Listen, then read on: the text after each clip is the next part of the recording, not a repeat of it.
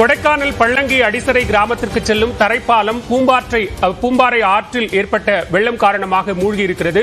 இது தொடர்பான கூடுதல் விவரங்களோடு இணைகிறார் செய்தியாளர் ஜாஃபர். விவரங்களை பதிவு செய்யலாம். என்ன பாதிப்பு ஏற்பட்டிருக்கு?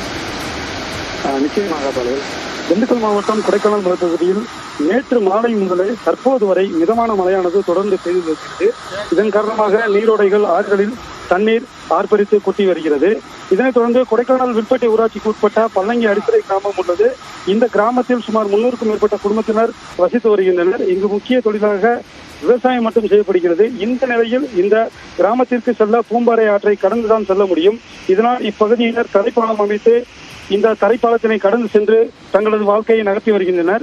இதனைத் தொடர்ந்து மலைப்பகுதிகளில் பெய்து வரும் தொடர் மழையால் இந்த பூம்பாறை ஆற்றில் திடீரென இன்று காலை வெள்ளப்பெருக்கு ஏற்பட்டுள்ளது. இதனால் தரைப்பாலம் தெரியாத அளவிற்கு பாலம் மூழ்கியுள்ளது. இதனால் மலை கிராம மக்கள் ஆற்றை கடக்க முடியாமல் தவித்து வருகின்றனர். மேலும் அத்தியாவசிய தேவைகளுக்கும் விளைபொருட்களை விற்பனை செய்ய வெளியில் கொண்டு செல்ல முடியாமல் சிக்கி தவிப்பதாக கிராம மக்கள் வருத்தம் தெரிவிக்கின்றனர். இதனை மாவட்ட நிர்வாகம் கவனம் செலுத்தி இந்த தரைப்பாலத்தினை உயரப்படுத்தி நிரந்தர பாலமாக அமைத்து மழை காலங்களில் பொதுமக்கள் ஆற்றை எளிதாக கடக்கவும் அத்தியாவசிய தேவைகளுக்கு வெளியில் வரவும் நடவடிக்கை எடுக்க வேண்டும் என கோரிக்கை விடுத்துள்ளனர்.